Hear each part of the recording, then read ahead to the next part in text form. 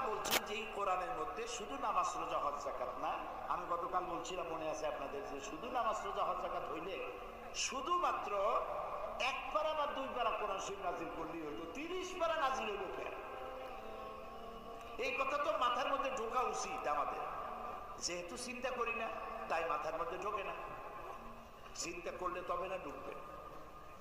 এখন দেখুন আল্লাহ তাআলা বলছেন আমি আমার নবীকে ওহীর মাধ্যমে মূসা, নূহ, ইব্রাহিম, আদম প্রাগৈতিহাসিক ঘটনাবলী আমি এর দ্বারা জানাইছি কোরআন। রাসূল তো সেখানে উপস্থিত ছিলেন না। আল্লাহ তাআলা বলছেন তিলকা মিন আম্বাইল গায়বি নূহিহা ইলাইকা মা কুনতা তা'লামুহা আনতা ওয়ালা কাওমুক মিন ক্বাবলি হাযা। তিলকা মিন আম্বাইল গায়ব,